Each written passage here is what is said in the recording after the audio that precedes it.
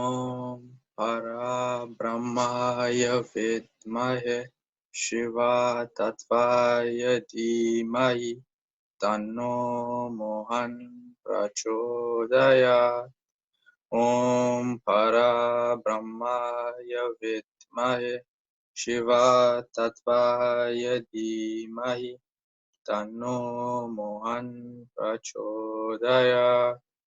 Om Para Brahmaya Vidmahe Shiva Tattvaya Dhimahi Tanno Mohan Prachodayat. Om Gam Ganeshaya Namah. Om Triambagam Yajamahe Sugandhim Pushti Vardhanam Urvarukamiva Vandana Mityo Mukshayamamrita. Om Triambagam Yajamahe Sugandhim Pushti Vardhanam Urvarukamiva Vandana Mityo Mukshayamamrita. Om Triambagam Yajamahe Sugandhim Pushti Vardhanam Urvarukamiva Vandana Mityo Mukshayamamrita. Om Halim Baglam Mukhi Om Pat Swaha. Om Halim Baglam Mukhi Om Pat Swaha. Om Halim Baglam Mukhi Om Pat Swaha. Om Shri Gurudev Tatta. Om Shri Gurudev Tatta. Om Shri Gurudev Tatta. Om Namah Shivaya. Om Namah Shivaya. Om Namah Shivaya. Om Para Brahmane Namah. Om Para Brahmane Namah. Om Para Brahmane Namah. Om Para Brahmaya Vidmahe Shiva Tattvaya Dhimahi Tanno Mohan Prachodaya. Namaste, everybody. I am Yachish and I am from the Mohanji Tatatapavan Ashram in Durban, South Africa. Today, I will be reading to you chapters 7 and 8 from Shirdi Baba, Sai Charitra. Chapter 7, Wonderful Incarnation, Behavior of Sai Baba, His Yoga Practices, His All-Pervasiveness, Lipa Devotee Service, Master Carpenter's Plague Case, Going to Padanpur. Wonderful Incarnation. Sai Baba knew all yogic practices. He was well versed in the 6 processes, including Dhauti, Kunda Yoga, and Samadhi. If you think that he was a Hindu, he looked like a Yavan. If you think he was to be a Yavan, he looked like a pious Hindu. No one definitely knew whether he was a Hindu or a Mohammedan. He celebrated the Hindu festival of Ramanavi with all due formalities and at the same time permitted the sandal procession of the Mohammedans. He encouraged wrestling bouts in this festival and gave good prizes to winners. When the Gokul Astami came, he got the Gopal Kala ceremony duly performed and its festivals. He allowed Mohammedans to say their prayers or namaz in his masjid. Once, the Mahuran festival, some Mohammedans proposed to contract a tajia or tabut in the masjid and keep it there for some days and afterwards take it into procession through the village. Sai Baba allowed the keeping of the tabut for 4 days and on the 5th day removed it out of the masjid without the least compunction. If we say that he was a Mohammedan, his ears was pierced. If you think he was a Hindu, he advocated the practice of circumcision. He always lived in the masjids. If Mohammedan had always the dani, the sacred fire there, and the following things which are contrary to Mohammedan religion: grinding on the handmill, blowing of the conch and bells, oblation in the fire, bhajan, giving of food, and worship of Baba's feet by means of water were always allowed there. If we think that he was a Mohammedan, the best of Brahmins and Agniyotis, leaving aside their orthodox ways, fell prostrate at his feet. Those who went to make inquiries about his nationality were dumbfounded and were captured by his darshana. So none could definitely decide whether Sai Baba was a Hindu or Mohammedan. This is no wonder, for he who completely surrenders himself to the Lord by getting rid of his egoism and body consciousness thus becomes one with him and has nothing to do with any questions of caste or nationality. Such a one as Sai Baba was saw no difference because caste, even beings and beings. He took meat and fish with fakirs and did not grumble when dogs touched the dishes with their mouths. Mahasapatati, an intimate Shirdi devotee of Baba, who always slept with him in the masjid and Chavadi, said that Sai Baba told him that he was a Brahmin of Patari and was handed over to a fakir in his infancy. And when he told us, some men from the Patari had come, and Baba was inquiring about some men from that place.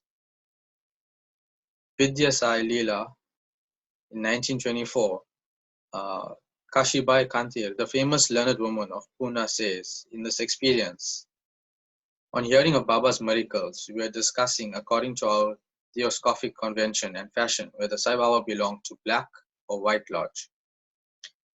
When once I went to Shirdi, I was thinking seriously about this in my mind. As soon as I approached the steps of the masjid, Baba came to the front and pointing to his chest and staring at me, spoke rather vehemently. This is a Brahmin, pure Brahmin. He has nothing to do with the black things. No Mussalman can dare to step in here. He dare not. Again, pointing to his chest, this Brahmin can bring lakhs of men on the white path and take them to their destination. This is a Brahman's masjid, and I won't allow any black Mohammedan to cast a shadow here. Such a unique and wonderful incarnation was Sai Baba. On account of the merits in my past birth, I had the good fortune to sit at his feet and enjoy his blessed company. The joy and delight I derived therefrom was incomparable. In fact, Sai Baba was pure Anand and consciousness. I cannot sufficiently describe him, his greatness and uniqueness. He who took delight at his feet was established in his own self. Many sannyasis, sadhakas, and all sorts of men aspiring for salvation came to Sai Baba. He always walked, talked, and loved with them, and always uttered with his tongue, Allah Malik. He never liked discussion or arguments. He was always calm and controlled. Though irritable at times, always preached full Vedanta, and nobody knew till the last who was Baba. Princes and poor people were treated alike by him. He knew the innermost secrets of all, and when he gave expression to them, all were surprised. He was the repository of all knowledge. Still, he feigned ignorance. He also disliked honor. Such were the characteristics of Sai Baba. Though he had a human body, his deeds testified to his godhood. All people considered him as the Lord God in Shirdi. The behavior of Sai Baba. Fool that I am, I cannot describe Baba's miracles. He got almost all the temples in Shirdi repaired. Through Tatya Patil, the temples of Shani, Ganapati, Shankar Parvati, village deity, and Maruti were all put in order. His charity was also remarkable. The money he used to collect as dakshina was freely distributed. 20 rupees to some, 15 rupees, or 50 to others every day. The recipients thought that this was pure charity money, and Baba wished that it should be usefully employed. People were immensely benefited by having a darshana of Baba. Some became hale and hearty. Wicked people were turned into good ones. Kushta was cured in some cases. Many got their desires fulfilled without any drops of medicine being put in the eyes. Some blind men got their sight back, and some lame ones got their legs. Nobody could see the end of his extraordinary greatness. His fame spread far and wide, and pilgrims from all sides flocked to Shirdi. Baba sat always near the Dani and eased himself there, and always sat in meditation, sometimes with, and on the other times without a bath. He used to tie a white turban on his head and wear a clean dhota around his waist and a shirt on his body. This was his dress in the beginning. He started practicing medicine in the village, examined patients, and gave medicines. He was always successful, and he became famous as a hakim or a doctor. A curious case may be narrated here. One devotee got his eyeballs quite red and swollen. No doctor was available in Shirdi. The other doctors took him to Baba. Other doctors would use ointments, anjan, cow's milk, and camphorated drugs. In such cases, Baba's remedies were quite unique. He pounded some biba and made 2 balls of them, thrust them in each of the eyes, the patient, and wrapped in cloth bandage around them. The next day, the bandage was removed and water was poured over them in a stream. The inflammation subsided and the pupils became white and clear.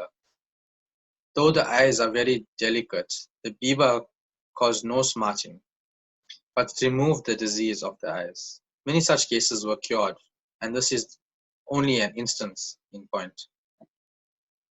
Baba's yoga practices. Baba knew all the purposes and processes of yoga. 2 of them will be described here. Number 1, the Dauti or the cleaning process. Baba went to the well near Banyan tree at a considerable distance from the masjid every 3rd day and washed his mouth and had a bath. On one occasion, he was seen to vomit out his intestines, clean them inside and outside, and then place them on a jam tree for drying. There are persons in Shirdi who have actually seen this and who have testified to this fact. Ordinary drauti is done by a moistened piece of linen. This piece is gulped down the throat and allowed to remain in the stomach for about half an hour for being reacted there and then taken out. But Baba's dhoti was quite unique and extraordinary. Kunda Yoga. In this practice, Baba extracted the various limbs from his body and left them separately at different places in the masjid. Once, a gentleman went to the masjid and saw the limbs of Baba lying separately on separate places. He was much terrified, and he first thought of running to the village officers and informing them of Baba being hacked into pieces and murdered. He thought that he would be held responsible as he was the first informant and knew something of the affair. So he kept silent. But the next day, when he went to the masjid, he was very much surprised to see Baba hale and hearty and sound, as before. He thought that what he had seen the previous day was only a dream. Baba practiced yoga since his infancy, and nobody knew or guessed the proficiency he attained. He charged no fees for his cures, became renowned and famous by virtue of his merits, gave health to many a poor and suffering person. This famous doctor of doctors cared not for his interests, but always worked for the good and welfare of others, himself suffering unbearably and terrible pain many a time in the process. On one such instance I give below, which will show the all-pervasive and most merciful character of Sai Baba. Baba's all-pervasiveness and mercy. In the year 1910 AD, Baba was sitting near the Dani on Diwali holiday and warming himself. He was pushing firewood in the Dani, which was brightly burning.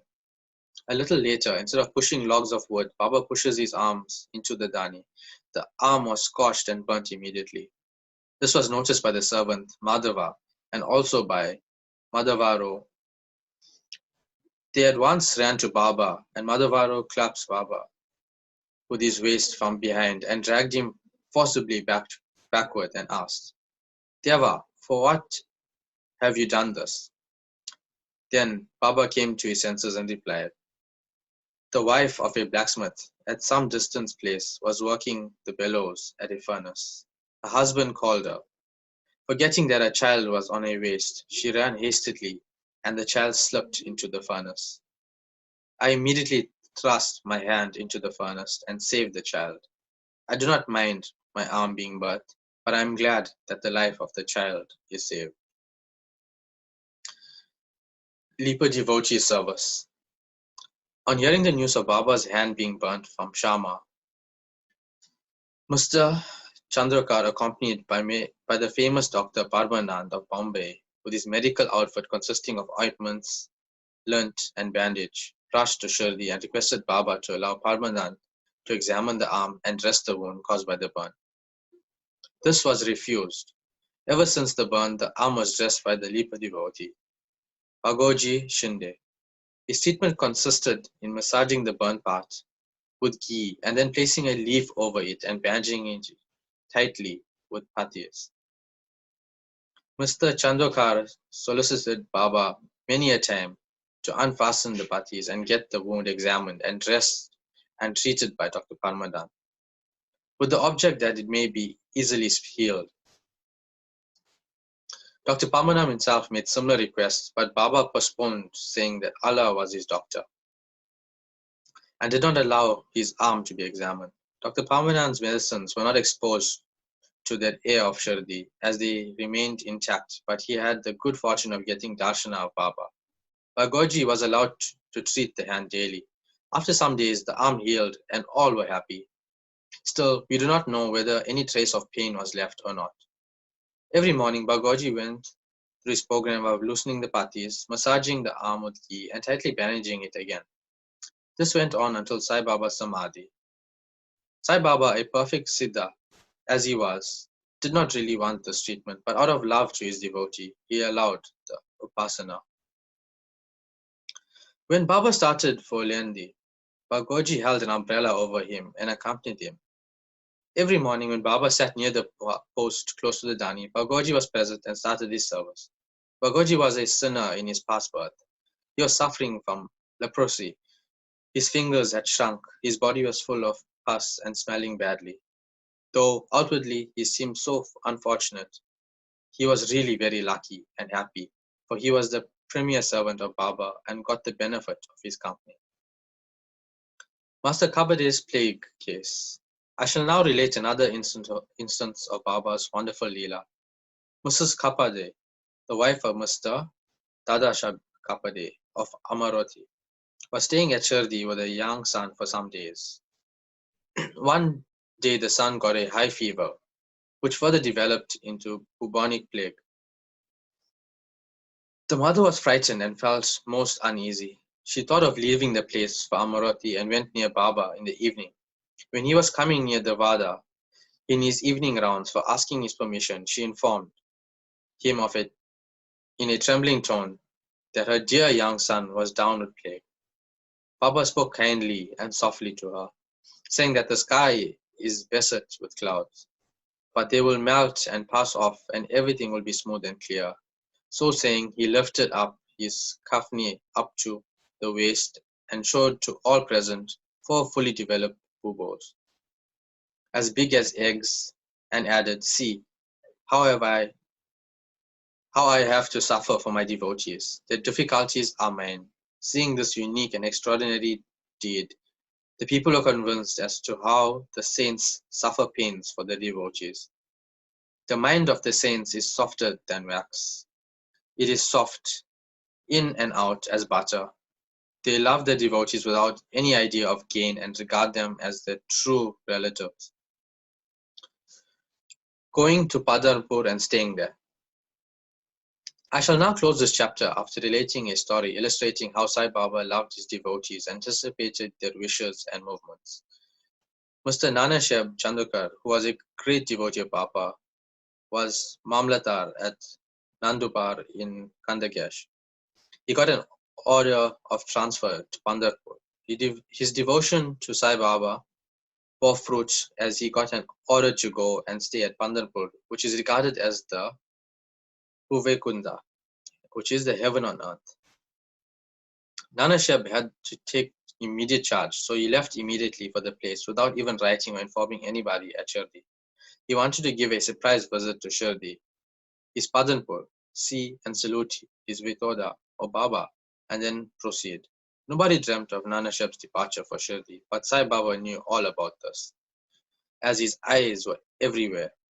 As soon as Namashab approached Nimkon, a few miles from Shirdi, there was a stir in the masjid at Shirdi. Baba was sitting and talking with Mlasapati, Appa Sinde and Kasiram, when he had once said, "Let us all four do some bhajan. The doors of Pandari are open. Let us merrily sing."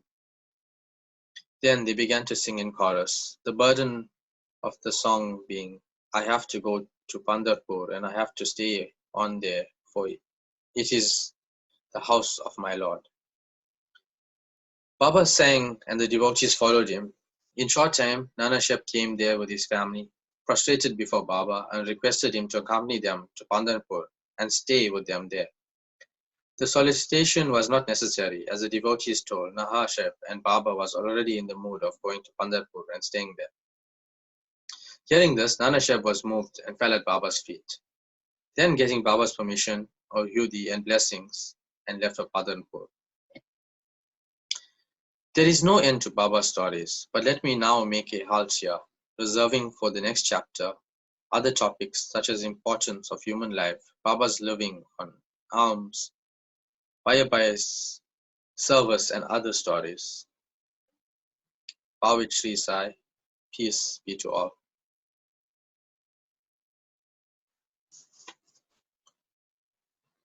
Chapter 8. Importance of human birth, Sai Baba begging for food. Vaya Jebai's service, Sai Baba's dormitory, his affection for Kushala Chand. As hinted in the last chapter, Yamadant now explains at length in the preliminary remarks on the importance of human birth, and then proceeds to relate how Sai Baba begged his food, how Vayabhai served him now, and how he slept in the masjid with Tanya Kot Patil and Mahaslapati, and how he loved Kushla Chand of Rahata. Importance of human birth. In this wonderful universe, God has created billions of creatures or beings, including gods, demigods, insects, beasts, and men, inhabiting heaven, hell, ocean, sky, and other intermediate regions. Of these, those creatures or souls whose merits preponderate go to heaven and live there till they enjoy the fruits of their actions. And when this is done, they are cast down while those souls whose sins demerit preponderate go down to hell and suffer the consequences of their misdeeds for so long a time as they deserve. When their merits and demerits balance each other, they are born on earth as human beings and are given a chance to work out their salvation. Ultimately, when their merits and demerits both drop down completely, they get their deliverance and become free. To put their matter in a nutshell, souls get their births or transmigration according to their deeds and intelligence. Special value of the human body. As we all know, four things are common to all the creatures, namely food, sleep, fear, sexual union. In the case of man, he is endowed with a special faculty, namely knowledge, with the help of which he can attain God vision, which is impossible in any other birth. It is for this reason that gods envy man's fortune and aspire to be born as men on earth so as to get their final deliverance. Some say that there is nothing worse than the human body, which is full of filth, mucus, phlegm, and dirt, and which is subject to decay, disease, and death. This is no doubt true to a certain extent. But in spite of these drawbacks and defects, the special value of the human body is that man has got the capacity to acquire knowledge. It is only due to the human knowledge that one can think of the perishable and transitory nature of the body itself, and of the world, and get a disgust for the sense enjoyments, and can discriminate between the unreal and real, and thus attain God vision. So, if we reject or neglect the body because of it is filthy, we lose a chance of God vision. And if we fondle it and run after sense enjoyments because it is precious, we go to hell. The proper course, therefore, for us to pursue is the following: that the body should neither be neglected nor fondled, but should be properly cared for.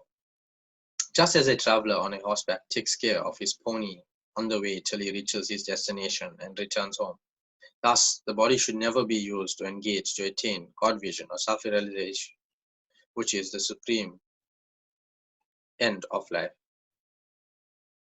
It is said that though God created various sorts of creatures, he was not satisfied, for none of them was able to know and appreciate his work.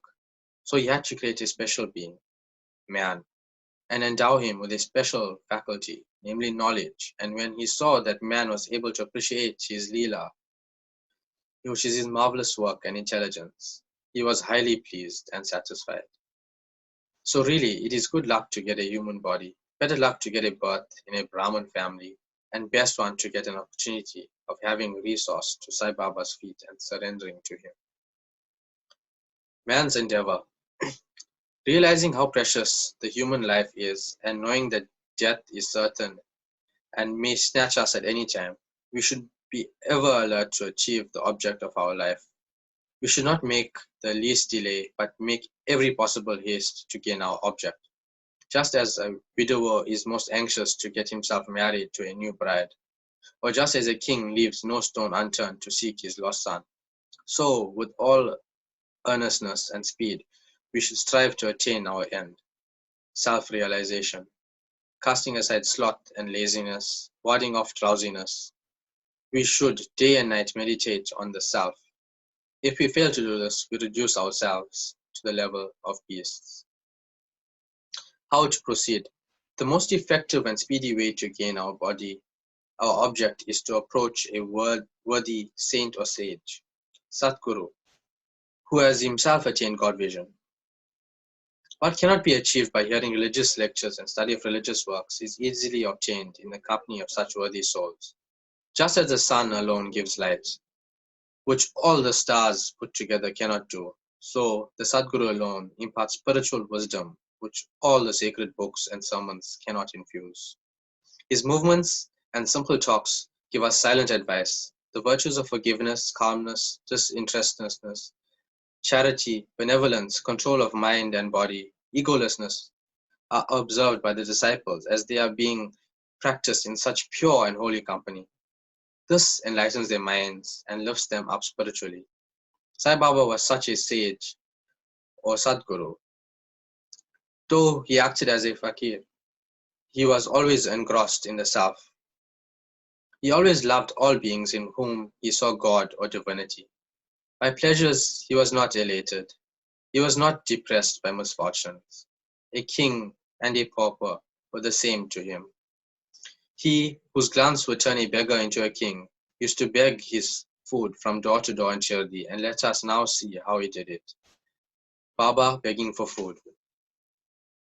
Blessed are the people of Shirdi, in front of whose houses Baba stood as a beggar and called out, "Oh, lassie, give me a piece of bread," and spread out his hand to receive the same. In one hand he carried a turmal, and in the other a zoli or chauprade. He daily visited certain houses and went from door to door. Liquid or semi-liquid things such as soup, vegetables, milk or butter milk were received in the tin pot, while cooked rice, bread and such solid things were taken in the zoli. Baba's tongue knew no taste, as he had acquired control over it. So how could he care for the taste of different things collected together? Whatever things he got in his zoli and in the tin pot were mixed together and partaken by Baba to his heart's content. Whether particular things were tasty or otherwise were never noticed by Baba, as if his tongue was devoid of the sense of taste altogether. Baba begged till noon, but his begging was very irregular. Some days he went a few rounds, on other days up to 12 noon. The food thus collected was thrown in a kundi. Dog, cats, crows freely ate from it, and Baba never drove them away. The woman who swept the floor at the masjid took some 10 or 12 pieces of bread to her house, and nobody prevented her from doing so. How could he, who even in dreams never warded off cats and dogs by harsh words and signs, refuse food to poor, helpless people? Blessed indeed is the life of such a noble person. People in Shirdi took him in the beginning for a mad fakir, He was known in the village by this name. How could one who lived on alms by begging a few crumbs of bread be revered and respected? But this fakir was very liberal of heart and hand, disinterested and charitable. Though he looked fickle and restless from outside, he was firm and steady inside. His way was inscrutable. Still, even in that small village, there was a few kind and blessed people who recognized and regarded him as a great soul. One such instance is given below. Payajabai's brilliant service. Tatyakoti's mother, Payajabai, used to go to the woods every noon with a basket on her head containing bread, vegetables. She roamed in the jungle, after course trampling over bushes and shrubs in search of a mad fakir, and after hunting him down, fell at his feet. The fakir sat calm and motionless in meditation, while she placed a leaf before him, spread the eatables, bread, vegetables, etc., thereon and fed him forcibly. Wonderful was her faith and service. Every day she roamed at noon in the jungles and forced Baba to partake at lunch. Her service, upasana or penance, by whatever name we call it, was never forgotten by Baba till his Samadhi. Remembering fully what service she rendered, Baba benefited her son magnificently. Both the son and the mother had great faith in the fakir. Who was their God? Baba often said to them that fakir was the real lordship, as it is and was everlasting, and the so-called lordship was transient. After some years, Baba left off going into the woods, began to live in the village and take his food in the masjid. From that time, Bayabajai's trouble of roaming the jungles ended. Dormitory of Trio. Even blessed are the saints in whose heart Lord Vasudeva dwells, and fortunate indeed are the devotees who get to benefit of the company of such saints. Two such fortunate fellows, Tatya Koti Patil and Bhagwat Mahaslapati, equally shared the company of Sai Baba. Baba also loved them both equally. These three persons slept in the masjid with their heads towards the east, west, and north, with their feet touching one another at the center. Stretching their beds, they lay on them, chit-chatting and gossiping about many things till late at night. If any one of them showed any signs of sleep, the other would wake him up.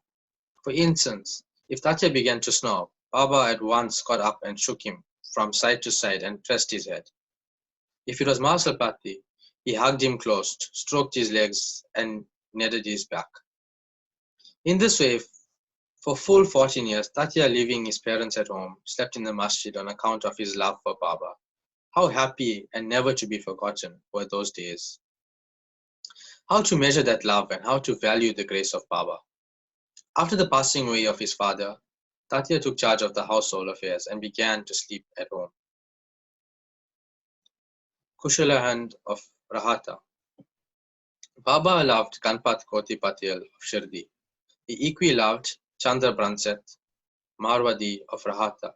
After the demise of Shet, Baba loved his nephew, Kushala Chand, equally, or even perhaps more, and watched his welfare day and night, sometimes in the bullock cart, and other times in the tanga with intimate friends. Baba went to Rahata. People of that village came out with a band and music and received Baba at the west or gate of the village and prostrated before him.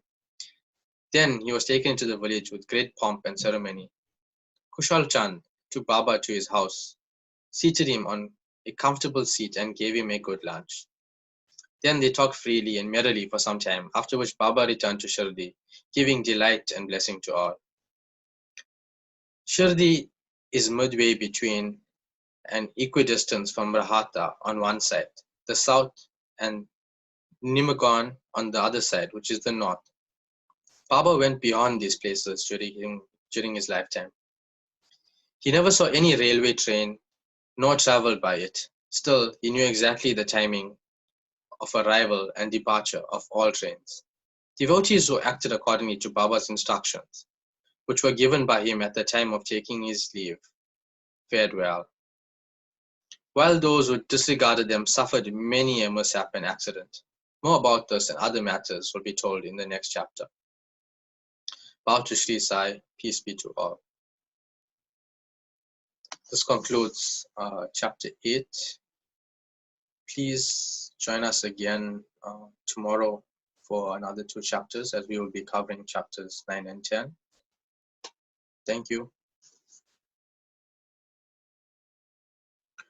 Om Para Brahmaya Vidmahe Shiva Tattvaya Dhimahi Tanno Mohan Prachodayat.